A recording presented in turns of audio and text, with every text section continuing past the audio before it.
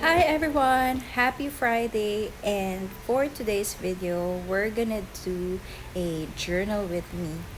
By the way, my name is April San Pedro and I like sharing my creative process here in my channel. So I've been sharing a lot about journaling on my Instagram feed, whether it's a journal spread or the things that I love using for journaling. This time, I want to share with you how I normally do my journaling. Now, I started journaling because it's my way of documenting special events in my life or if there are things that I want to remember. Now, before creative journaling, I am a fan of scrapbooking. I draw most of my inspiration from scrapbooking, ephemeras, die cuts, pattern paper, and so on. But then I never really tried scrapbooking even before. I think the 12 by 12 page intimidates me because it's too big. And so when I found out that you can also do memory keeping through creative journaling, I was really happy about it and wanted to try it out. And basically, that's the reason why I started journaling. Now, I have few videos of journal with me, and if you'll notice, most of my spreads are quite inspired from scrapbooking style. So that means I like adding pattern papers, I like creating layers. I also sometimes apply mixed media on my journaling as well. And that's how I started creative journaling. However, since the pandemic started, I wanted to do more journaling instead of just memory keeping. So right now, I have about like 4 or 5 journals with different topics. So with this one, I intend this journal for just memory keeping. I also have one for just my thoughts, so there's no need to prettify it or add embellishments and all, just more on about writing. I started with the traveler's notebook size, so I guess since I started with that, I just like using the same size for the entire journals that I have. And since I don't have the Midori or the Traveler's Factory Traveler's Notebook size yet, I really like using local inserts for my journals. Right now, I'm using my very own refill or insert.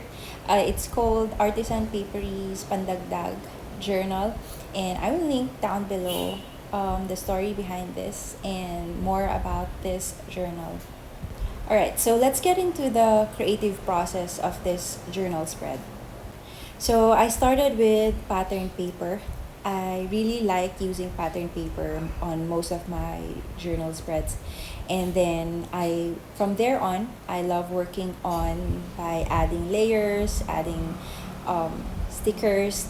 And most of the time, I really used photos as my focal point for the memory keeping or documenting. And usually before I add the photo, I like adding journal cards or extra or scrap pattern papers on the side as borders. I think I really got that one from scrapbooking style. And that's why normally you'll see my style in journaling is really inspired from scrapbooking process.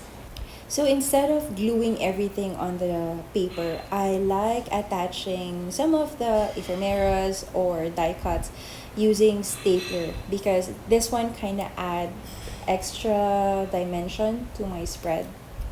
So here I'm actually documenting a photo from our second year anniversary. Here's the funny thing about this photo. So I like printing out photos ahead of time, and then whenever I have the time to journal, I just pick 1 or 2 photos to journal with. So apparently I saw this photo of ours and thought, okay, I wanna journal about this photo right now. So just when I finished this journal entry, I was scrolling my previous journal and I found out that I already journaled this photo or this event in particular. Now, the funny thing is, I have two versions of this journal.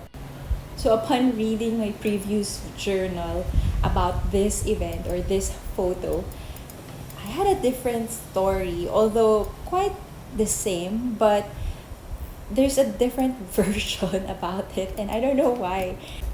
So, you see, the reason why I document my memories is because I easily forget things, and because I'm such a lousy journaler, I tend to forget the moments or what really happened during this event. And this event or this photo was still last January, and I have few more backlogs to journal with.